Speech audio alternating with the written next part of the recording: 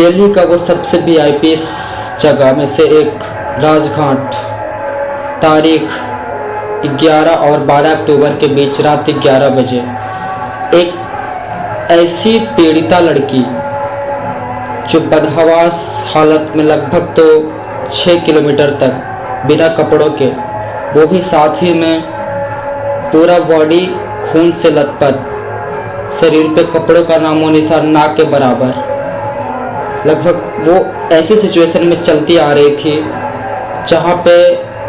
किसी को दिखा ही नहीं कि इसे एक सहायता की ज़रूरत है। जी हाँ दोस्तों, उस रात वो लड़की लगभग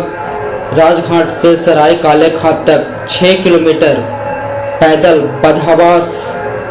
अधमरे हाल में 6 किलोमीटर का सफ़र तय की और वहाँ से गुजरने वाले कोई ऐसा इंसान नहीं मिला जो उसकी हेल्प करने के लिए आगे आए।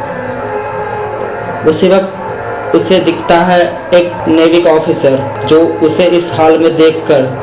डायरेक्ट कॉल लगाता है 112 को। वहाँ पे पुलिस आती है, फिर उसे ट्रीटमेंट के लिए हॉस्पिटल भेज दिया जाता है जो कि एम्स में अभी भी वो भर्ती है। अभी इन सारी बातों से आप लोग को इतना तो कंफर्म कुछ ख्याल आया होगा, हाँ वही केस जिस केस के चक्कर में सिर्फ दिल्ली ही नहीं बल्कि पूरा भारत के जितने भी स्टेट्स हैं, सारे लोगों ने अपने घरों से निकलकर प्रोटेस्ट किया था। ये मैं बात करूँ निर्भया केस के बारे में। ठीक वही निर्भया केस जो 16 दिसंबर 2012 को ये ऐसा इंसिडेंट हुआ था।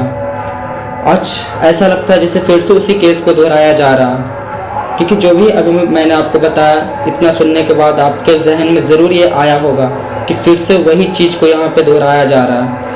ये तो शुक्र है उस भले इंसान नेवी ऑफिसर का जो इसे इस हालत में देख के डायरेक्ट पुलिस को कॉल लगाया और उस नेवी ऑफिसर को भी ऐसा कुछ लगा कि शायद इसके साथ कुछ बदसलूकी हुई है, इसके साथ जो नहीं होना चाहिए वो हुआ है, और उसे इस बात का एहसास हो गया था कि शायद कुछ ऐसा ही निर्भया केस का जैसा कुछ इंसिडेंट लग रहा है। उस वक्त वो कॉल करता है, उसकी हेल्प करता है। और इस कहानी के पीछे, इन सारे कांड के पीछे किनका हाथ है, क्यों किया, कितने लोग थे, ये सब मैं आप लोगों को इस कहानी में बताने वाला हूँ, जो कि अभी जस्ट कुछ दिन पहले ही ये कहानी एक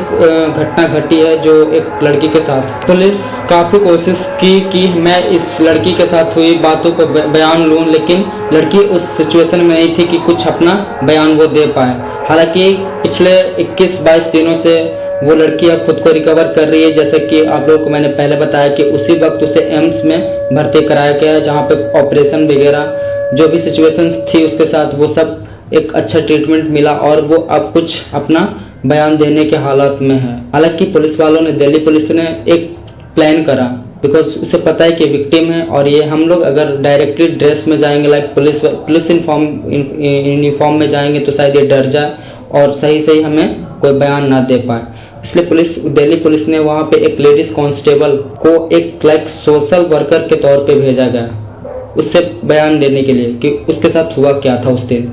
वो ऐसे क्यों चल रही थी रास्ते पे इस बदहवास बदहालत में, पूरा बॉडी उसका खून से लथपथ हुआ तो कैसे हुआ, किसका हाथ था इन सब चीज़ों के पीछे। पुलिस वालों ने एक अच्छा प्लान किया दिल्ली पुलिस ने कि एक लेडीज कांस्टेबल को एक सोशल वर्कर के तौर पे भेजा और दूसरे में एक नर्स को, जो कि सब पुलिस डिपार्टमेंट के ही लोग थे, लेकिन उस लड़की से इंफॉर्मेशन निकालने के लिए कि उसके साथ हुआ क्या था उस रात को जब वो इतने दूर पैदल जा रही थी। मतलब एक कह सकते हैं कि मतलब उसकी कोई हेल्प करने के लिए कोई आगे नहीं आया। 6 किलोमीटर तक वो पैदल चली, 6 किलोमीटर तक चलती आई और कोई इसके लिए आगे हाथ नहीं बढ़ाया कि भाई किस सिचुएशन में चल रही है, चलो इससे कुछ पूछते हैं, या फिर कोई हेल्प ना कर सके तो भाई चलो पुलिस को इन्फॉर्म कर देते हैं कि एक ऐसी अवस्था में लड़की चल रही है रास्ते पे। बट शुक्र है उस इंसान का जो नेवी ऑफिसर है उसने यहाँ तक इनको पहुँचाया, लाइक एम्स तक। तो पुलिस वालों ने ये प्लान करा और उस प्लान के मुताबिक उसको ये पता चलता है कि उसके साथ गैंग रेप होता है। वही केस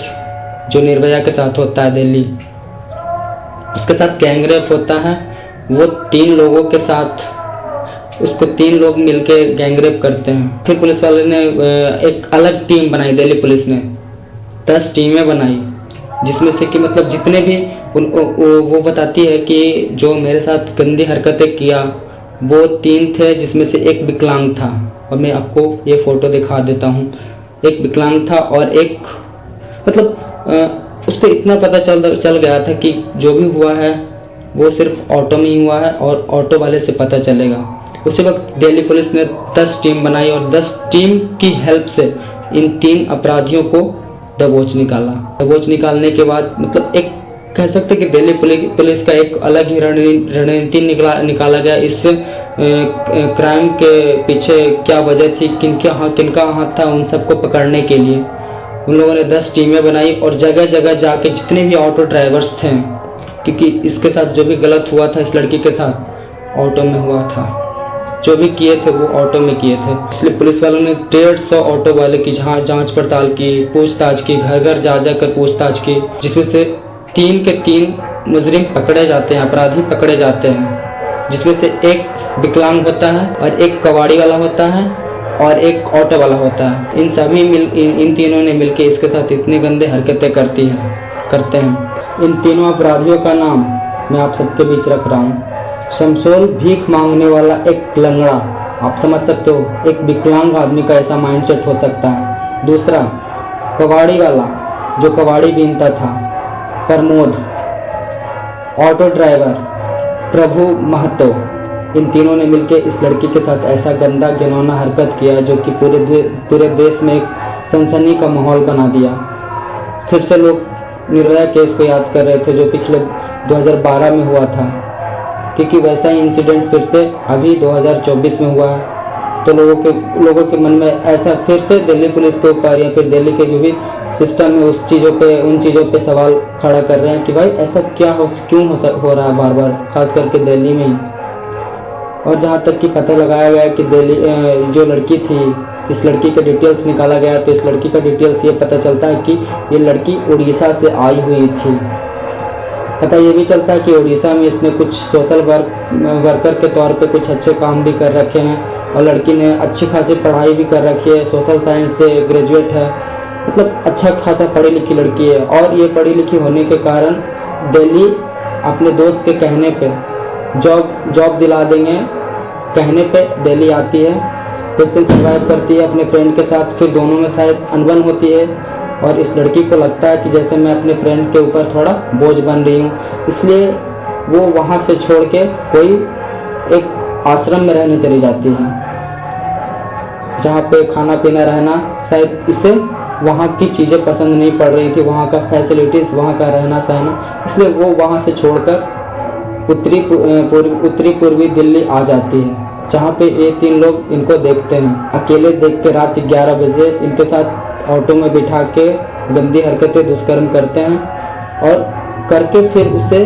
सराय काले खां की तरफ फेंक देते हैं, लाइक उसे छोड़ देते हैं, ऑटो से उतार देते हैं। और वो उसी हालत में लगभग 6 किलोमीटर खून से लथपथ, बदहालत में, अधमरा हालत में, बदन पे कपड़ा ना के बराबर, कहते हैं कि नीचे कपड़ा कुछ था ही नहीं। कुछ इस स्थिति में लड़की को ऐसे ही छोड़ दिया जाता है, जहाँ पे लोग आ रहे हैं जा रहे हैं बट उसकी मदद के लिए कोई खड़ा नहीं हो रहा है। और ये जो 3 लोगों का जो जांच हुई है, जो भी जानकारी मिली है, पकड़े गए हैं, इन 3 लोगों के ऊपर सख्त कार्रवाई होनी है, क्योंकि ये अब लोग निर्भया केस से इस केस को जोड़ रहे हैं। और उस केस में क्या हुआ था आप सबको पता ही है। अभी भी ऐसे लोग हैं भाई, सोच लो एक विकलांग आदमी क्या सोच सकता है, क्या कर सकता है, क्या उसका माइंडसेट हो सकता है, जिसका खुद का ठिकाना नहीं है, वो किसी गैर के साथ कितना बदसलूकी कर रहा है। फिर से मैं बता दूं कि उड़ीसा से आई हुई दिल्ली में एक लड़की काम के तलाश में, जॉब के तलाश में, उसके साथ निर्भया केस के जैसा फिर से एक दोहराया गया केस है, उसके साथ गैंगरेप हुआ है दिल्ली में। सो थैंक यू, आज के लिए बस इतना ही, बाकी आगे देखते हैं क्या होता है इस केस के।